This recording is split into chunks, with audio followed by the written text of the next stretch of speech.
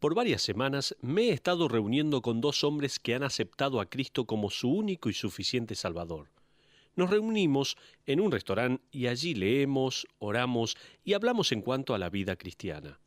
Uno de estos individuos es un genio de la informática, mientras que el otro es un contador público. Si bien sus profesiones son muy diferentes, han descubierto algo en común. Ambos andan en motocicleta y los dos me dijeron que su meta es subirme a una de ellas. Aparentemente no conocen a mi esposa, pero uno de ellos me trajo un artículo la vez pasada queriendo motivarme en cuanto a las motocicletas. El siguiente artículo fue escrito por un pastor motociclista en New Jersey. Dice así la nota: la vida cristiana es un viaje lleno de aventuras y desafíos, es muy similar a andar en moto. Una vida de fe tiene mucho que ver con la experiencia de andar en moto. Ambas están llenas de sorpresas y la gente a veces te mira con cara extraña por andar en ella.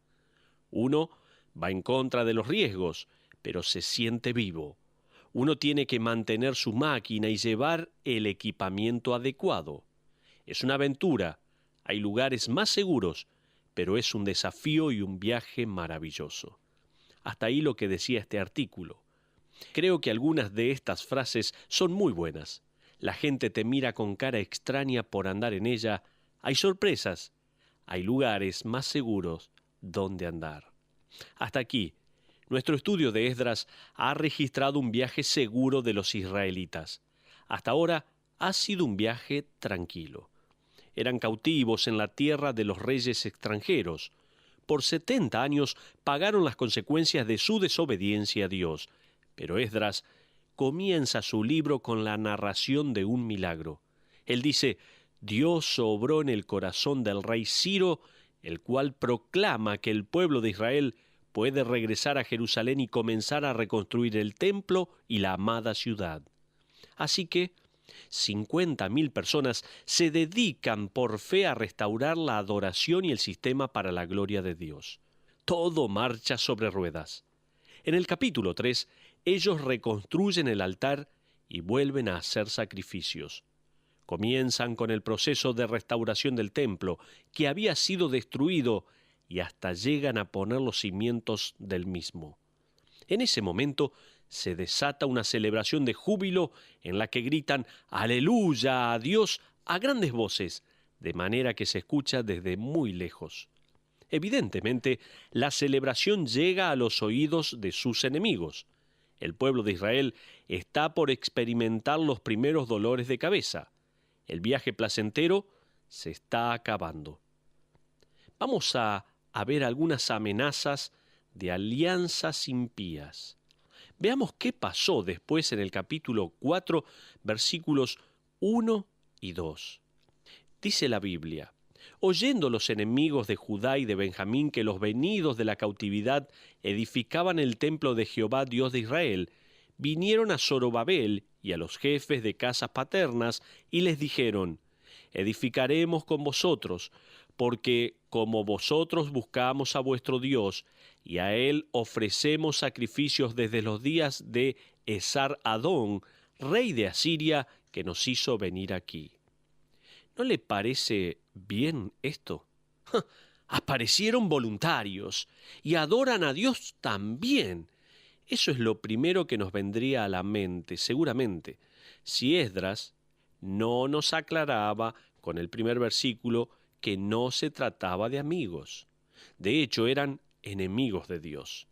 Continuamos con el versículo 3, donde leemos así: Zorobabel, Jesúa y los demás jefes de casas paternas de Israel dijeron: no nos conviene edificar con vosotros casa a nuestro Dios, sino que nosotros solos la edificaremos a Jehová Dios de Israel, como nos mandó el rey Ciro, rey de Persia. Aquí vemos primeramente que hay una infiltración. Uno necesita comprender que este ofrecimiento no era nada más que una amenaza sutil de infiltrarse, y además hubiera requerido una alianza impía. Pero espere un momento. Los samaritanos dijeron en el versículo 2: buscamos a vuestro Dios y a él ofrecemos sacrificios. Permítame leer una historia verídica de lo que ellos estuvieron haciendo en Segunda de Reyes, capítulo 17, versículos 27 al 33. Si usted tiene su Biblia, si usted puede buscar en este momento, busque Segunda de Reyes, capítulo 17, versículo 27. Dice la Biblia: y el rey de Asiria mandó diciendo: llevad allí a algunos de los sacerdotes que trajisteis de allá, y vaya y habite allí, y les enseñe la ley del Dios del país. Y vino uno de los sacerdotes que habían llevado cautivo de Samaria, y habitó en Betel, y les enseñó cómo habían de temer a Jehová. Pero cada nación se hizo sus dioses, y los pusieron en los templos de los lugares altos que habían hecho los de Samaria, cada nación en su ciudad donde habitaba. Los de Babilonia hicieron a Sucot-Benot, los de Cuta hicieron a Nergal, y los de Amad hicieron a Asima. Los sabeos hicieron a Nibás y a Tartac, y los de Sepharvaim quemaban sus hijos en el fuego para adorar a Adramelec y a Anamelec, dioses de Sepharvaim. Temían a Jehová, e hicieron del bajo pueblo sacerdotes de los lugares altos que sacrificaban para ellos en los templos de los lugares altos. Temían a Jehová y honraban a sus dioses según la costumbre de las naciones de donde habían sido trasladados. Esto es lo que está pasando en la actualidad en el mundo en que vivimos. Temían a Jehová y honraban a sus dioses. Es exactamente lo mismo que está pasando hoy en día. Servían a Dios de los labios hacia afuera, mostraban cierto nivel de respeto para con Dios. La Iglesia moderna ha permitido que la filosofía de vida se infiltre en sus miembros en vez de ejercer una dedicación total a Cristo. Pero, ¿hay síntomas de un problema moderno? Voy a dar una breve lista que describe los síntomas de la infiltración que hoy en día estamos padeciendo en las iglesias. Uno de los síntomas es que el anonimato es aceptable. Para ponerlo de otra manera, venga a la iglesia y lo dejaremos en paz. No hace falta que cambie, ni se arrepienta o crezca, solo queremos su membresía. Parece que el eslogan de esta iglesia infiltrada es: si usted viene, nosotros no ofendemos. Otro de los síntomas, el segundo, es que la adoración sucede una sola vez en la semana. No es una práctica, una disciplina, una pasión o un estilo de vida. Es una hora para Dios y las 167 restantes para mí. Otro de los síntomas de esta infiltración que nuestras iglesias padecen es que la iglesia pasa a ser un edificio. La verdad es que el edificio de la iglesia es una base de operaciones. La iglesia somos nosotros, usted y yo. Mañana la iglesia va a estar en miles de lugares diferentes. Una de las cosas que me molestan de los letreros de las iglesias es que dan a entender un lugar geográfico cuando la iglesia no lo es. La iglesia solo se reúne allí. Otro de los síntomas de la infiltración es que otro puede servir. Yo no me preocupo, otro puede hacer las cosas. Quinto síntoma es que el dar propinas los domingos puede suplantar la administración sistemática. Un sexto síntoma es que la edificación se enfoca en sus necesidades en vez de los mandamientos de Dios. Para el cristiano promedio, la palabra edificación se refiere a cómo se siente uno. Si uno se siente bien después de la reunión, dice: hoy fui edificado. Hermanos, ser edificado no tiene nada que ver con cómo se siente uno, sino que tiene que ver con cómo vive. De hecho, una reunión edificante puede hacerlo sentir miserable al darse cuenta de su pecado y llevarlo al arrepentimiento. La edificación se lleva a cabo cuando conformamos nuestra voluntad a la voluntad de Dios. Piense en lo que cantamos. Cantamos algunas canciones de entrega total a Dios. ¿Escuchamos lo que cantamos? ¿Nos damos cuenta de lo que cantamos? El presidente Roosevelt estaba preocupado por las conversaciones superficiales y triviales de las recepciones en la Casa Blanca. Preguntándose si a alguien realmente le interesaba lo que los otros decían, decidió llevar a cabo un experimento. En la próxima reunión de dignatarios, al darles la mano a los invitados, les decía en voz baja: «Esta mañana asesiné a mi madre». La gente le devolvía la sonrisa y le decían: «Usted está haciendo una gran labor». O tal vez le decían: «¡Qué hermoso!». Solo un invitado lo escuchó, un diplomático extranjero que le respondió: «Estoy seguro que se la vio venir». Le pregunto: ¿estamos escuchando? ¿Prestamos atención a lo que escuchamos? Otro de los síntomas de la infiltración es que la experiencia importa más que la teología. Antes de terminar, me gustaría repasar estos síntomas que tenemos de la infiltración que está socavando a la iglesia. Uno de los síntomas es que el anonimato es aceptable. El segundo síntoma es que la adoración sucede una sola vez a la semana. El tercer síntoma es que la iglesia pasa a ser un edificio. Otro síntoma más es que uno puede pensar: otro puede servir, otro puede hacer el servicio por mí. Otro de los síntomas es dar ofrendas, propinas, los domingos, y puede suplantar la administración sistemática. Un sexto síntoma es que la edificación se enfoca en mis necesidades en vez de los mandamientos de Dios. Por último, otro de los síntomas de la infiltración es que la experiencia importa más que la teología. En otras palabras, la Biblia tiene buenos consejos, pero no le haga caso. No se tome tan a pecho. Haga lo que haga, crea lo que crea, lo que haya experimentado es bueno para usted. Eso es lo que está pasando hoy en día en las iglesias. Uno casi puede escuchar a los samaritanos en Esdras capítulo 4 versículo 2 diciendo: «Escuchen, relájense un poco, nosotros les vamos a ayudar a construir». ¿Cómo que no tenemos nada en común? Agregamos a Jehová a nuestra lista de dioses. No sean tan intolerantes de nuestra religión. Para nosotros funciona bien. Zorobabel y los demás líderes conocían la verdad, la única verdad que Dios demanda una adoración exclusiva.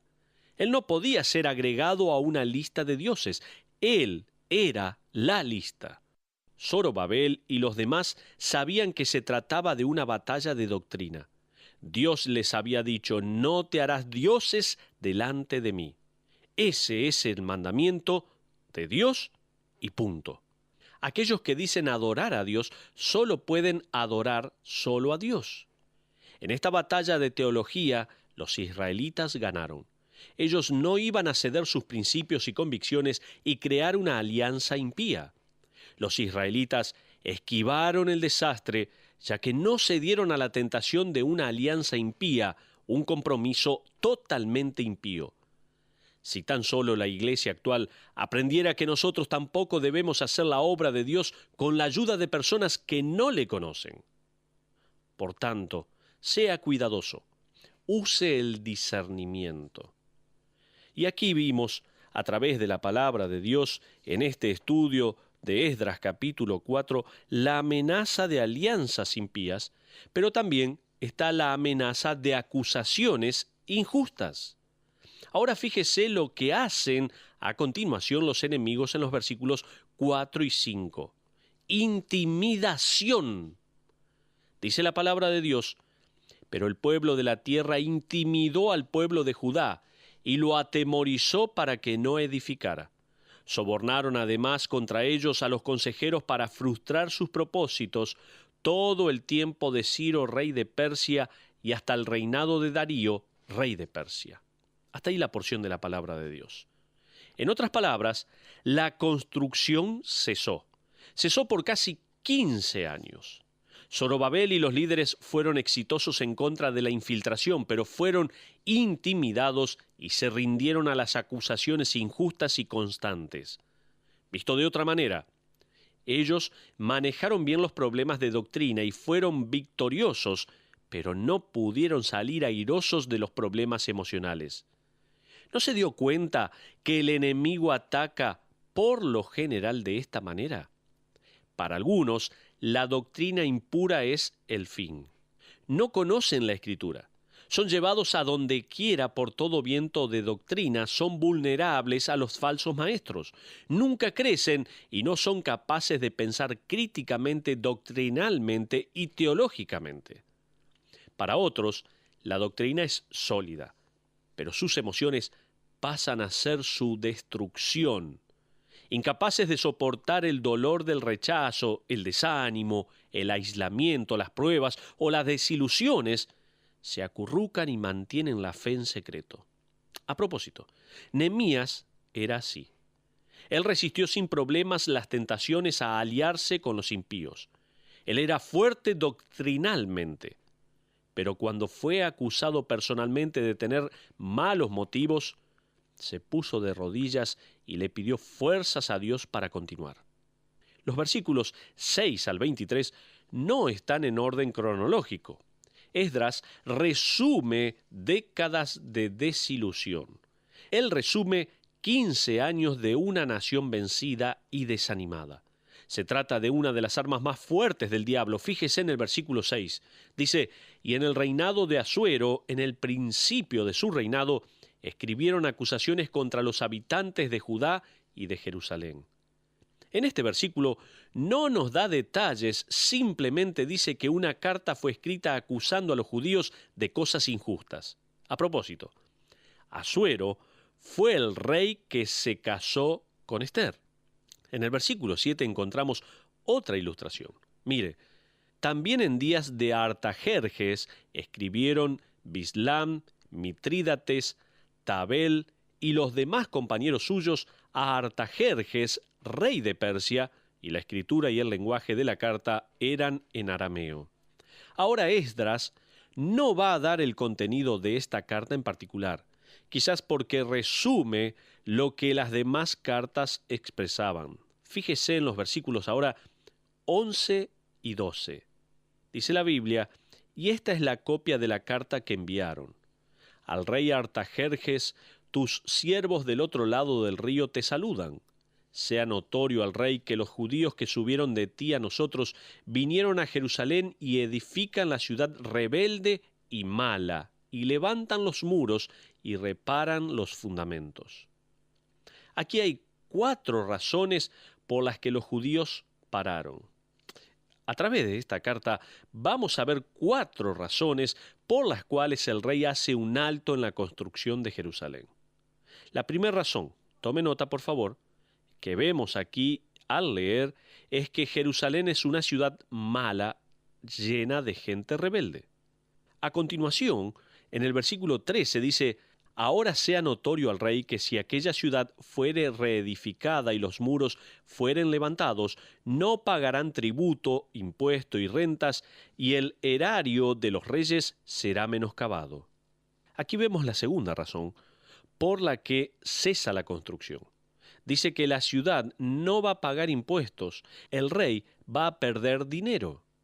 El versículo 14 dice, siendo que nos mantienen del palacio, no nos es justo ver el menosprecio del rey, por lo cual hemos enviado a hacerlo saber al rey. Ahora, la tercera razón para cesar la construcción, dice, tú, oh rey, estás por perder la imagen, el honor entre las naciones. El rey va a perder también, no solamente dinero, sino también su imagen. Fíjese los versículos 15 y 16. Para que se busque en el libro de las memorias de tus padres, hallarás en el libro de las memorias y sabrás que esta ciudad es ciudad rebelde y perjudicial a los reyes y a las provincias, y que de tiempo antiguo forman en medio de ellas rebeliones, por lo que esta ciudad fue destruida. Hacemos saber al rey que si esta ciudad fuere reedificada y levantados sus muros, la región de más allá del río no será tuya. Esta es la cuarta razón. Vas a perder poder. No vas a poder controlar nada más allá del Éufrates. ¿Qué piensa que un rey va a hacer después de escuchar que va a perder dinero, honor y poder. ¿Qué pensaría usted? No hay problema. Los impuestos son muy altos y la verdad que tengo ganas de repartir propiedades. Es tiempo de devolverle algo al pueblo. ¿Eso haría el rey? ¡Jamás! Un rey que, como leemos en el versículo 7, tiene la palabra impuesto como segundo nombre. Jamás haría algo así. Bueno, Artajerjes busca en los archivos para corroborar y después da un edicto por el cual la obra debe cesar.